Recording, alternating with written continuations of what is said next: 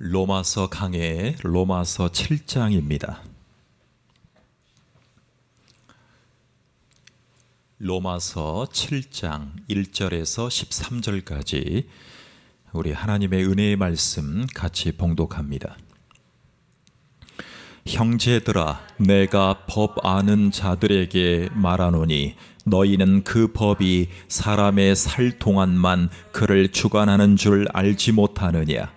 남편 있는 여인이 그 남편 생전에는 법으로 그에게 매인 바 되나 만일 그 남편이 죽으면 남편의 법에서 벗어나느니라. 그러므로 만일 그 남편 생전에 다른 남자에게 가면 음녀라. 그러나 만일 남편이 죽으면 그 법에서 자유롭게 되나니 다른 남자에게 갈지라도 음녀가 되지 아니하느니라. 그러므로 내 형제들아, 너희도 그리스도의 몸으로 말미암아 율법에 대하여 죽임을 당하였으니 이는 다른 이 곧 죽은 자 가운데서 살아나신 이에게 가서 우리가 하나님을 위하여 열매를 맺게 하려 함이라. 우리가 육신에 있을 때에는 율법으로 말미암는 죄의 정욕이 우리 지체 중에 역사하여 우리로 사망을 위하여 열매를 맺게 하였더니 이제는 우리가 얽매였던 것에 대하여 죽었으므로 율법에서 벗어났으니 이러므로 우리가 영의 새로운 것으로 섬길 것이요 율법 조문에 묵은 것으로 아니할지니라. 그런즉 우리가 무슨 말을 하리요? 율법이 죄냐? 그럴 수 없느니라. 율법으로 말미암지 않고는 내가 죄를 알지 못하였으니 곧 율법이 탐내지 말라 하지 아니하였더라면 탐심을 알지 못하였으리라.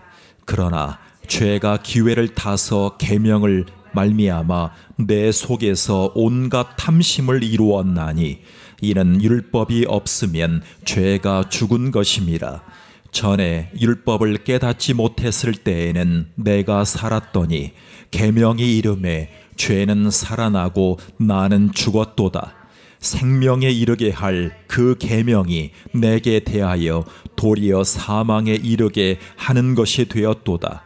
죄가 기회를 타서 계명으로 말미암아 나를 속이고 그것으로 나를 죽였는지라. 이로 보건대 율법은 거룩하고 계명도 거룩하고 의로우며 선하도다. 그런즉 선한 것이 내게 사망이 되었느냐? 그럴 수 없느니라. 오직 죄가 죄로 드러나기 위하여 선한 그것으로 말미암아 나를 죽게 만들었으니 이는 계명으로 말미암아 죄로 심히 죄 되게 하려 함이라. 오늘 제목은 한 여인의 경험치입니다.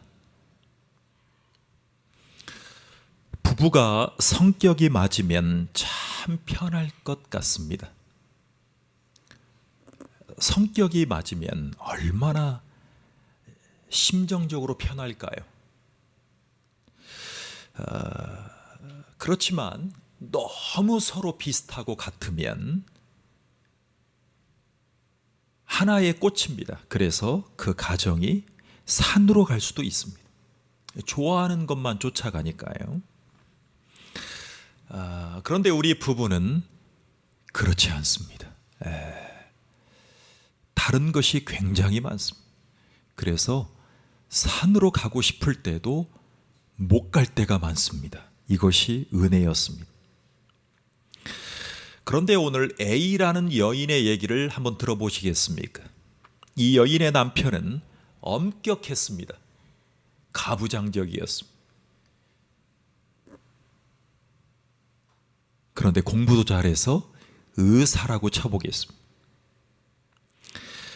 그 남편이 너무나 올곧은 사람이라 행동 하나하나까지 자기의 삶을 잘 유지하고 관리했던 사람입니다. 그런데 이 사람이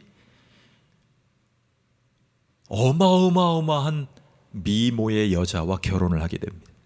그런데 이 여자가 음악적인 재능도 있어가지고 배운 여성입니다. 소위 스카이까지 졸업했다고 생각해 보십시오.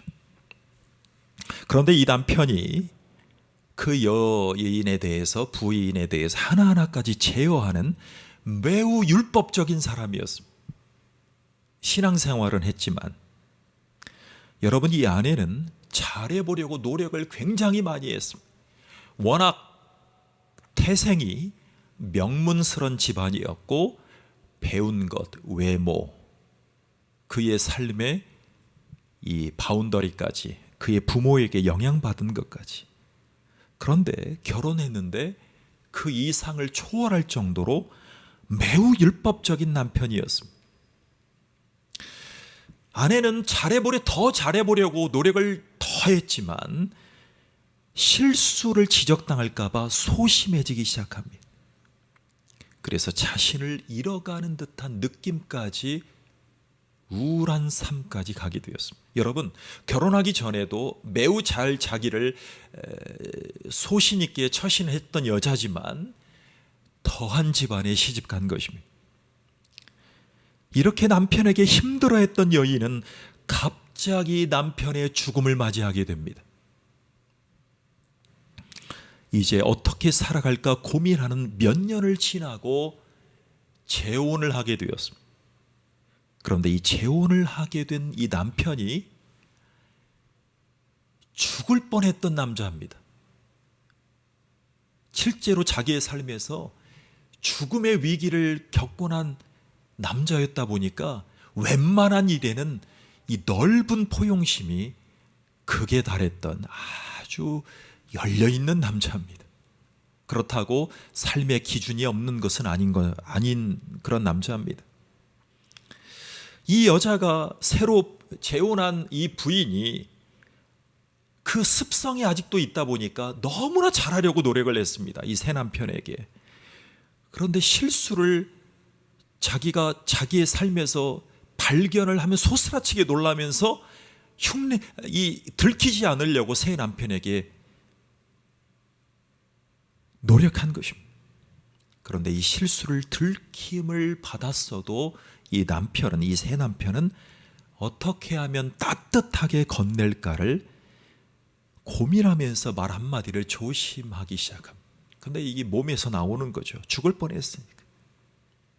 그러면서 이 고민했던 것을 던지는 사람이었습니다. 자, 이 여자는 한 번, 두 번 반복되면서 드디어 예전에 잃었던 자존심을 회복하는 듯한 단꿈에 젖게 됩니다.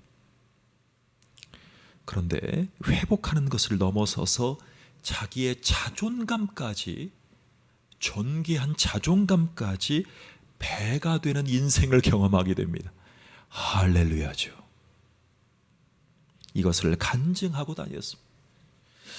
이 새 남편을 굳이 공개하자면 허즈번드 제이라고 합니다. 즉 지저스, 예수님 남편이십니다. 새 남편은 말이죠. 여러분이 예수님을 확실히 못 만난 분들에게 가장 중요한 가치가 있다면 바로 율법이라는 것을 알고 계십니까? 구남편, 옛 남편은 율법이라는 남편이었습니다.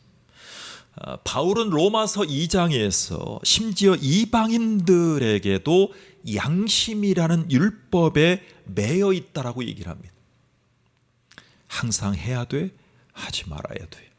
이것부터 고민하는, 구속받는 산말입니다.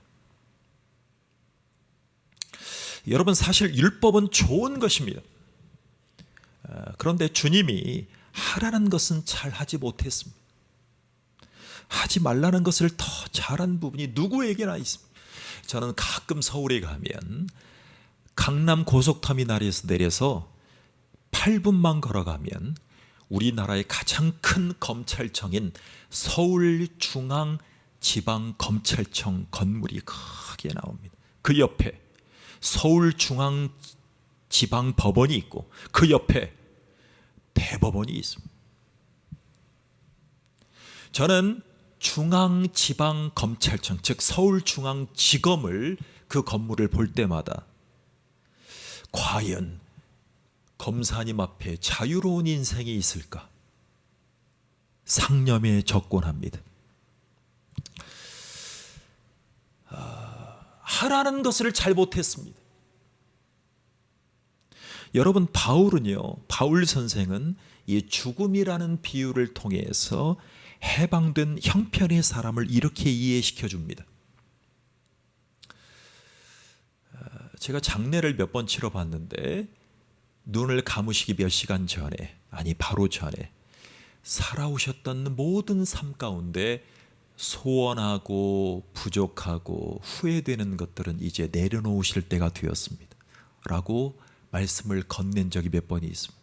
그러면 하염없이 눈물을 흘렸던 한옥남 집사님 등등등 생각이 납니다. 자, 바울이 이렇게 표현했습니다.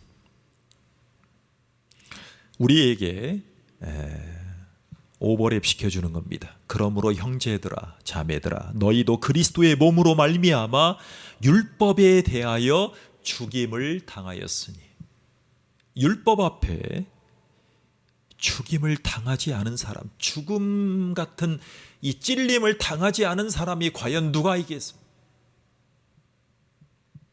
여러분, 율법이 없어진 건 아닙니다만 예수라는 새 남편과의 삶의 기준을 새로 받았다는 것을 우리는 알고 있습니다. 여러분, 이렇게 표현하죠. 예수님이 오셨는데, 약속된 메시아가 오셨는데 율법을 폐하러 온 것이 아니고 율법을 뭐하러 오셨다고 하겠죠? 율법을 완성하러 왔다고 말씀하셨어요.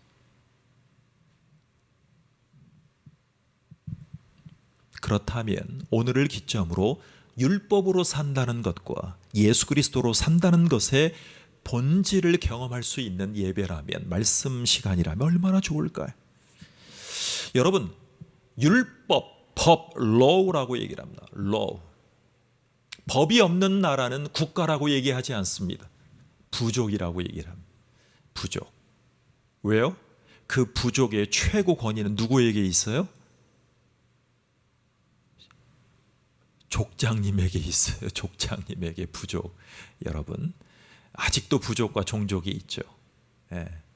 그러니까 나라라고 하면 법의 지배를 받아요. 법에. 그 법이 통치하는 나라를 국가라고 얘기를 합니다. 플라톤의 국가론을 통해서 말이죠. 자, 그런데 율법이 없어진 것은 아닙니다. 자, 오늘 우리가 율법으로 살아갈 것입니까? 아니면 예수 그리스도의 완성의 예수님의 말씀으로 살아갈 것이냐 하는 것입니다. 여러분, 사실 율법의 최고봉이 뭐냐면 도덕으로 살아가는 것입니다. 도덕적인 삶으로 살아가는 것입니다. 그런데 예수 남편 제이 허스번드와의 살아가는 삶의 기준은 신앙이라고 얘기할 수 있습니다. 신앙, 믿음. 그렇죠. 신앙으로 정리할 수 있어요. 자, 예수님을 구원자요 주인으로 믿고 거듭난 사람은 이제는 삶의 동기부터가 다릅니다. 삶을 바라보는 시작부터가 달라지는 것입니다. 그런데 율법적인 도덕을 목표로 살아가는 사람은 육신적으로 절제하는 것으로 멈춥니다. 그렇게 하면 안 되지. 이렇게 하면 되지. 그러니까 도덕적인 삶의 기준으로 살아가는 것입니다. 이게 미덕이 됩니다. 자, 우리는 모두 거듭난 크리스천이 되기 전에는 본성을 가지고 있었습니다. 그 본성은 부패해 있습니다. 그래서 태어날 때부터 죄성을 가지고 태어난다라고 했습니다. 여러분, 크리스천이 되기 전에는 이 부패한 본성이 내 삶에 자리 잡았습니다. 그러니까 예수님 믿기 전에는 이 부패한 본성이 있다는 것은, 가지고 있다는 것을 알고 있기 때문에 도덕적인 면에서, 즉 남이 보기에 하지 말라는 것을 안 하면 성인 군자로서 인정을 받는 것입니다. 그런데 이 부패한 본성대로 하지 말라는 것을 다 안 할 수가 없는 인생이었습니다. 그래서 절망했습니다. 그래서요, 예수 믿기 전에, 크리스천이 되기 전에 사람들은, 육신으로 살아가는 사람들은 자신을 절제하면서 자신을 적당하게 포장하고 안 좋은 것을 보이지 않으면서 자신을 높이는 인생이 최고의 목표였습니다. 자신이 의롭게 산다는 것을 드러내는 것이 인생의 미덕이었다는 것입니다. 자신의 인생의 가치를 증명하는 데 다 씁니다. 인생을 말이죠. 그래서 검사님, 판사님들이, 변호사님들이 법을 가지고 본인들이 법으로 재단하고 법에 자기의 삶들이 하지 말라는 것을 안 하고 있다 보니까 법을 가지고 있는 분들이 착각하고 교만하기가 십상입니다. 나는 지키고 있고 너는 지키지 않는다라고 생각하는 도덕적인 이 부패한 본성이 자리 잡게 되면 세상이 시끄러워질 수 있습니다. 자기가 하는 모든 것들이 다 옳다는 것입니다. 저는요, 요즘에 드라마를 보는데 특히 이 배우의 얼굴 속에 상념에 접근합니다. 왕으로도 나왔고 검사로도 나왔던 아주 유명한 배우죠. 이선균 씨. 검사 내전. 근데 요즘에 또 드라마가 나왔더라고요. 법전이라는 드라마예요. 법전. 그의 마음속에도 자기도 완벽할 수 없다는 그 마음이 얼굴 속에 표정으로 연기하는데 정말 명품 배우가 됐습니다. 여러분, 자신의 인생의 가치를 증명하는 데 다 쓰다 보면 자기의 부패한 본성이 들키지 않았을 뿐입니다. 자, 오늘 6절에 보면 이제는 우리가 얽매였던 것에 대하여 죽었으므로 율법에서 벗어났으니 이러므로 우리가 영의 새로운 것으로 섬길 것이요 라고 했습니다. 자, 여러분, 신앙인들의 삶의 동기는 이제는 성령에 의해서 사는 인생이 되었습니다. 바로 예수님을 증거하는 영화로운 삶 말이죠. 자, 거듭난 사람은 이제 다른 주인을 섬깁니다. 율법을 주인으로 하는 삶이 아닙니다. 도덕을 주인으로 하는 삶이 아니라 그런 삶이 지배하는 삶이 아닙니다. 자, 그런데 율법을 주인으로 하는 삶이 나옵니다. 바로 죄악의 정욕입니다. 자, 여러분 5절을 읽어보십시오. 시작. 우리가 육신에 있을 때에는 율법으로 말미암는 죄의 정욕이 우리 지체 중에 역사하여 우리로 사망을 위하여 열매를 맺게 하였더니 그랬습니다. 자, 여러분, 율법의 본질은 거룩합니다. 그리고 의롭고 선합니다. 여러분, 율법은 의로운 거예요. 율법은 선한 거예요. 그런데 율법 자체는 너무나 귀한 기준이에요. 그런데 문제는 율법을 지키지 못하는, 완벽하게 완성하지 못하는 우리의 연약함이란 말이에요. 타락한 본성이 있는 사람은 율법대로 살 수 없다는 고민 가운데 살아가요. 그래서 율법은 우리에게 선한 삶과 의로움을 지속적으로 요구합니다. 그런데 우리는 불의로 달려갑니다. 그 대표적인 사람들이 바로 바리새인들입니다. 바리새인들은 구약의 모세오경, 즉 율법을 가르치는 토라 율법을 가지고 있었는데 그 안에 부패한 본성이 있다는 것을 잃어버리고 본인들이 다 지키고 있다고 생각했어요. 아니, 더 나아가서 다른 사람들보다 조금 더 지키고 있기 때문에 갈수록 자기들이 의롭다라고 착각하는 인생으로 가게 돼 있어요. 예수님이 그걸 건드린 거예요. 그러니까 자기들의 부패한 본성을 건드리니까 그들은 회개하지 못하고 예수님을 대적한 것입니다. 도덕은요, 우리가 걸어갈 수 있는 능력은 주지 못합니다. 그런데 예수는 달라요. 예수 남편은 다르단 말입니다. 내 삶의 도상에서 예수님을 구원주와 주인으로 만나면 새로운 삶의 욕구가 시작되기 시작. 바울은 이것을 로마서 5장에서 이렇게 얘기했어요. 성령으로 말미암아 하나님의 사랑이 우리의 마음에 부은 바 됨이라. 성령으로 말미암아 하나님의 사랑이 우리 마음에 부은 바 됨이라. 여러분, 제철소 가보셨어요?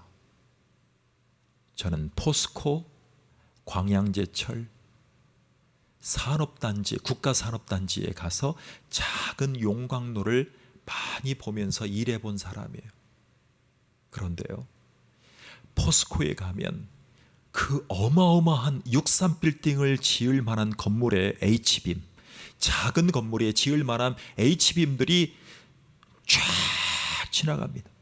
그런데 그 강철이 공장에서 쫙 여러 단계를 거쳐서 이 롤러를 통해서 쫙 진행될 때 샤, 샤 하고 뿌려주는 식히는 액체가 있습니다.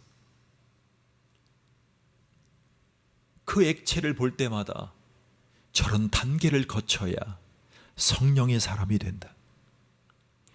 성령으로 말미암아, 새 남편으로 말미암아. 여러분, 이 사랑은 어떻게 증명이 되냐면, 우리가 아직 죄인 되었을 때 그리스도께서 우리를 위하여 죽으심으로 하나님께서 우리에게 대한 자기의 사랑을 확증하셨느니라 그랬습니다. 여러분, 우리는 주님을 섬기고 사랑하면서 우리는 주님을 기쁘시게 하는 욕구를 갖게 된 자들입니다. 그렇습니다. 우리가 율법대로 살아가려면 오히려 율법을 깨트리는 삶으로 살게 되는 것이 십상이죠. 계속 율법적이면 신앙생활하기도 힘들어요. 사람들과 비교하고 하지 못하는 것들만 묵상하면 힘들어져요. 그런데 주님을 사랑하기 시작하면 우리 삶이 거룩해지고 의로워지고 선해지는 결과를 볼 수가 있어요. 자, 바울은 8장 4절에서 이렇게 결론을 내려줬어요. 육신을 쫓지 않고 그 영을 쫓아 행하는 우리에게 율법의 요구를 이루어지게 하려 하심이니라. 여러분, 율법이 요구하는 것을 이루려면 어떻게 해야 돼요? 그 영을 쫓아 행해야 됩니다. 그 영은 하나님의 영, 성령입니다. 내 안에서 거하시는 영을 쫓아 행하면 율법의 요구까지 이루어지게 된다는 것입니다. 여러분, 네덜란드에 저는 딱 한 번 가봤습니다. 네덜란드에 사시는 한 할머니가 80세가 다 되었습니다. 여러분, 네덜란드의 신학과 신앙인들이 참 귀한, 전 세계적으로 영향을 끼친다는 거 아세요? 그런데 이 귀한 할머니가, 역사적으로 귀한 할머니가 계셨어요. 그런데 이 할머니가 인품은 너무나 좋으신데 50년 동안 이 담배를 못 끊었어요. 끊어보고 싶었는데 끊어지지가 않는 거예요. 마치 대한민국의 김혜자 권사님처럼 말입니다.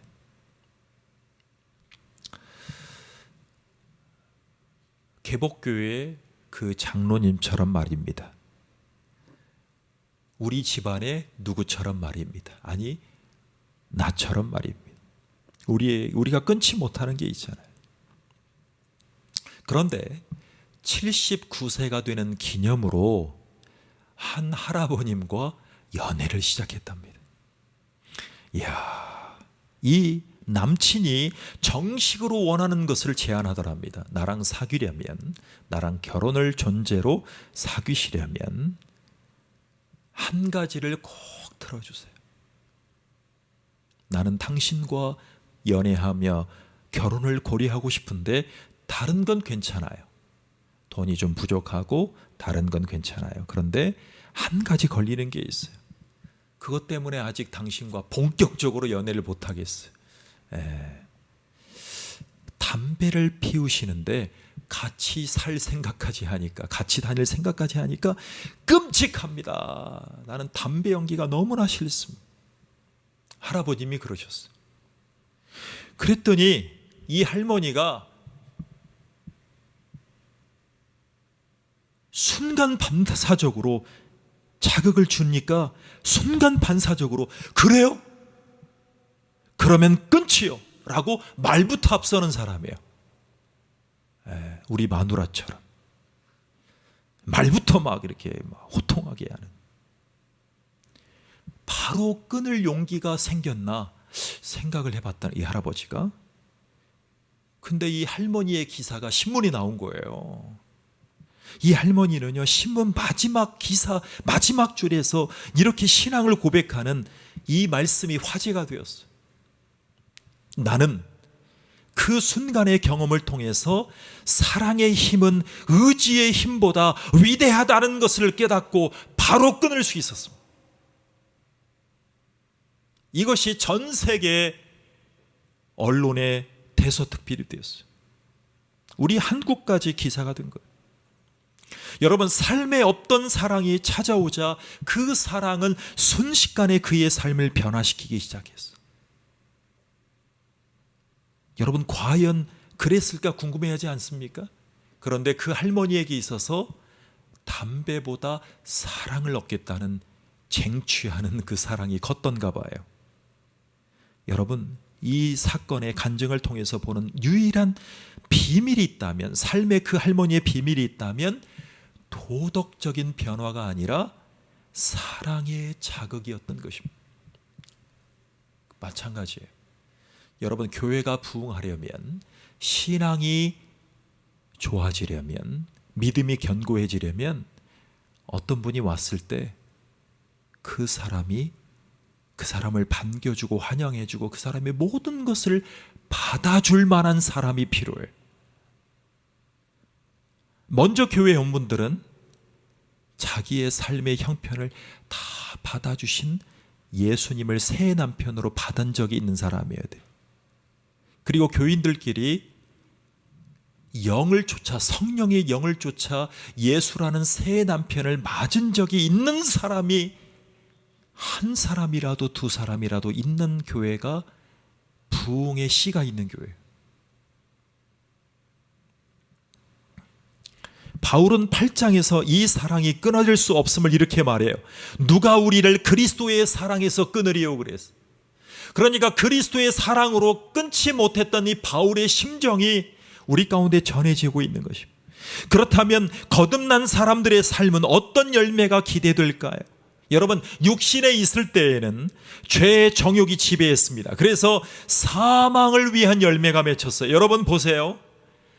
사망을 위한 열매, 도덕적인 삶의 기준으로 열매를 맺다 보니까 그것이 비교 우위가 돼서 검사도 되고 판사도 되고 덕망 있는 사람의 사회적인 지위도 얻었지만,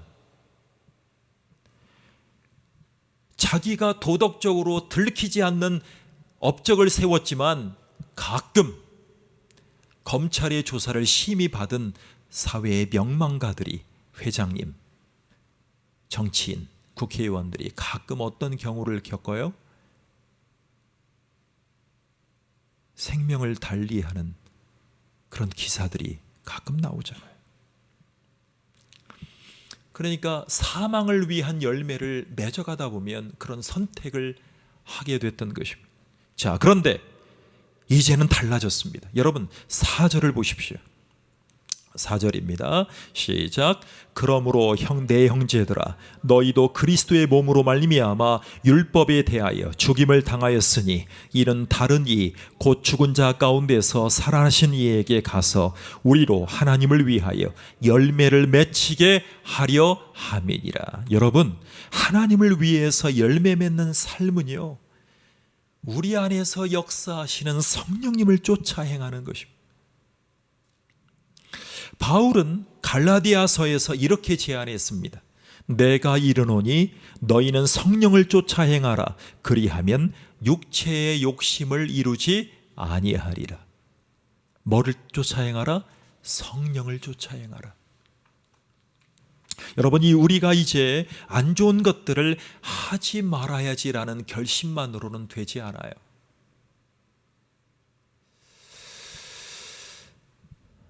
여러분, 중요한 것은 내 안에 거하시는 성령님의 인도하심대로 나를 감화하시는 성령의 영을 따라서 주님이 기뻐하시는 일을 해야 됩니다. 육체를 따라 살면 육체의 나쁜 열매를 소개하는 성경을 우리가 제시할 수 있어요. 여러분, 바로 갈라디아서 5장이에요. 제가 읽어드리겠습니다. 육체의 일은 현저하니 곧 음행과 더러운 것과 호색과 우상숭배와 술수와 원수를 맺는 것과 분쟁과 시기와 분냄과 당짓는 것과 불리함과 이단과 투기와 술취함과 방탕함과 또 그와 같은 것들이라 그랬습니다. 여러분, 도덕적인 삶을 추구했습니다. 그런데 다양하게 어려워지는 결과가 나오는 것입니다. 뭐가 나온다고요?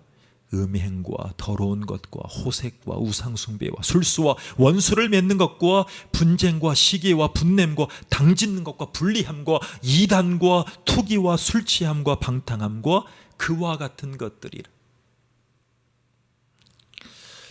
그러니까 도덕적인 부패한 본성을 모르고 도덕적인 우위에 서기 위해서 달려가는 인생을 우리가 어려움 가운데 보게 됩니다. 그래서 우리는 성령을 쫓아가는 것이 필요합니다. 자, 성령을 쫓아가면 어떤 열매를 맺게 될까요? 자, 갈라디아서 5장 22절 23절에 보면 오직 성령의 열매는 사랑과 희락과 화평과 오래 참음과 자비와 양선과 충성과 온유와 절제니 그랬습니다. 여러분, 우리가 소원하는 이 9가지의 성령의 열매가 나타나게 됩니다. 저는요, 참 놀라운 목사님을 발견하게 됐어요.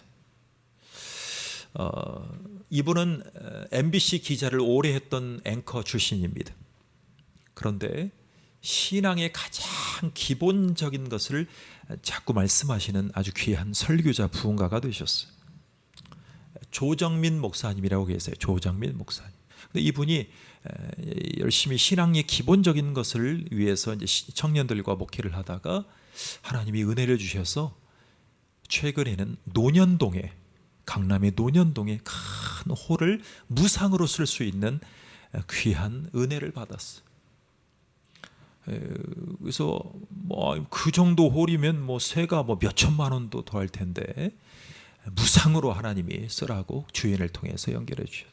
그리고 이분이 그 주말에만 쓰다가 지금 이제 주중에도 쓰고 계시는데 강단 뒤에다가 데코를 하는데 뭐를 할까 하다가 성령의 9가지 열매를 적어 놓습니다. 사랑과 희락과 화평과 오래 참음과 자비와 양선과 충성과 온유와 절제니, 이 말씀을 영어로도 써놓으십니다. 성령의 열매를 맺어야 돼. 이 신앙인이라면 9가지 성령의 주렁주렁 열매가 나타나야 된다. 여러분, 우리가 주목해야 될 것은 이 9가지의 인격적인 열매들은 결국 한 인격을 지향합니다. 한 인격을 지향해요. 여러분, 이 마이크를 보십시오. 이 마이크가 나쁜 마이크는 아니에요. 근데 이 마이크가요, 콘덴서 마이크 중에 초지향적인 마이크가 있어요. 그러니까 이제 제가 이렇게 하고 설교를 하잖아요. 그러면 직선으로 이 소리를 가장 잘 빼는 마이크의 콘덴서 마이크를 초지향성이라고 그래요. 근데 이 초지향을 성령님의 열매를 맺으려면, 즉 설교자의 목소리를 잘 수음하고 유튜브에 올리려면 성령의 9가지 열매를 맺게 해주시는 한 인격을 집중해야 돼요. 그 인격이 누구의 인격이냐면 바로 예수님의 인격이에요.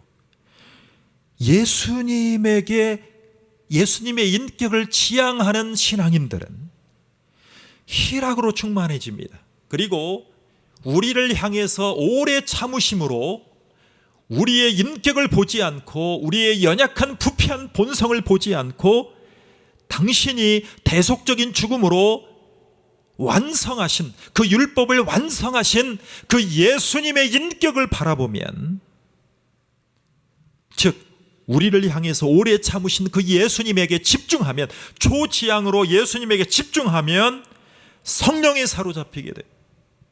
그리고 성령의 인도함을 받게 됩니다. 그리고 성령이 보여주시는 주님을 바라보게 됩니다. 그리고 주님을 닮아가게 됩니다. 즉 예수님의 인격이 내 인격이 되는 것입니다. 그러면 성화되어 가면서 성령의 인격에 성령의 열매들이, 즉 9가지의 열매가 맺혀가기 시작합니다. 주님을 바라보게 되면, 주님의 인격을 바라보게 되면 주님을 닮아가게 됩니다. 자, 그래서 결국 우리의 각자의 삶에 9가지의 열매들이 주렁주렁 맺혀갈 것입니다. 그래서 기억하십시오. 도덕적인 결심만으로는 절대 가능하지 않습니다. 자, 오늘 본문에 나타난 여인의 경험처럼 한 여인의 경험치가 주님을 만나고 경험하시고 그리고 예수님을 지향하여, 초지향하여 예수님 안에 있는 성령의 열매들을 맺고 기쁨으로 신앙생활하시는 저와 여러분 되기를 축원합니다. 즉 오직 사랑의 성령의 열매는 사랑과 희락과 화평과 오래 참음과 자비와 양선과 충성과 온유와 절제니. 같이 기도하겠습니다. 하나님 감사합니다. 우리의 삶을 주장해 주시옵소서.